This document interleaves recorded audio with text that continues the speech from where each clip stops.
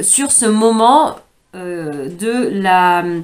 la pesée de l'âme, voilà, représentée là, incarnée par la déesse Maat, qui va, déesse de la justice, qui va évaluer, sous-peser le poids du cœur de l'être, du défunt, qui se présente là, et dans l'autre côté de la balance, une plume, et voilà, selon le poids du cœur, s'il est aussi léger que la plume, ça permet à l'âme d'accéder au repos éternel, voilà, à cet espace-là. Et juste en amont de ce moment de pesée de la balance de pesée du cœur, donc symboliquement de la valeur de l'âme de la personne, en tout cas sur cette incarnation traversée, il y a ce moment où le défunt, enfin l'âme du défunt peut dire toutes les choses déposées par les mots, par la parole, toutes les choses notamment négatives qui le pèseraient, qu'il porte encore, qu'il n'aurait pas dit, qu'il n'aurait pas révélé,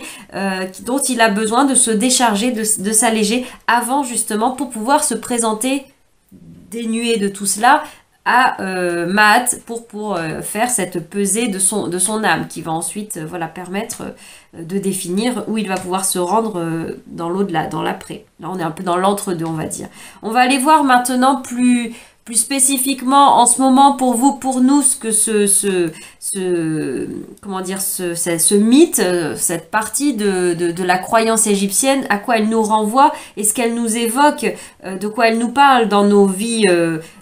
incarnées, voilà, dans cette temporalité. On va regarder ça avec le tarot et les oracles. Là, l'invitation, elle est peut-être à être dans une grande, à l'image de la déesse Maat qui nous parle de la déesse de la justice, de la vérité. Voilà, on est avec l'arcane de la justice, par exemple, dans le tarot de Marseille, faire preuve d'une grande lucidité, de grande claire vision et une grande neutralité, j'ai envie de dire, observation de soi-même sur tout cela, et pour voir, voilà, ne plus, enfin, un peu désamorcer peut-être ces endroits où on tord un peu les choses pour se faire croire que non, oui, c'était juste, oui, c'était bon, etc.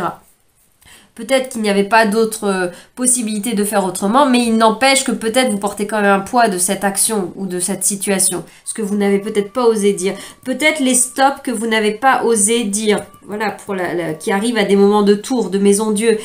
tous ces mots, soit c'est des regrets par rapport peut-être à des colères, des trucs excessifs que vous avez pu faire ou dire, emportés peut-être piqués par des réactions égotiques, ou alors tous ces moments où vous avez tué le feu de la colère, le feu du trop-plein, enfin colère même sans arriver à la colère, tous ces moments où en fait ça vous faisait violence à vous à l'intérieur et vous n'avez pas su dire stop, vous n'avez pas su dire non, vous n'avez pas su dire votre vérité, parce que là il est beaucoup question des mots, de dire sa vérité et de dire notamment ce qui nous a pesé. Voilà, là peut-être que c'était par rapport à des situations de ce genre-là. Vous n'avez pas osé vous positionner fermement, entre guillemets. Vous avez peut-être manqué de courage par rapport à cela. Voilà, c'est un petit peu ce qui est donné à voir par rapport à ces cartes-là. Si justement on ne travaille pas dessus, on ne libère pas les mots par les mots souvent, c'est ce que nous dit là, cette carte, hein, d'alléger, de s'apaiser, de se délester de ces choses-là pour ne pas les laisser nous grignoter, pour ne pas les laisser devenir des mots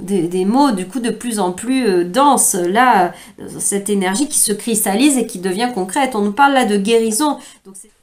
voilà ce que toutes ces cartes m'évoquaient et avaient envie de dire, ou de me faire dire en tout cas, au travers de tout ça. Voilà. Je vous dis à bientôt dans d'autres vidéos.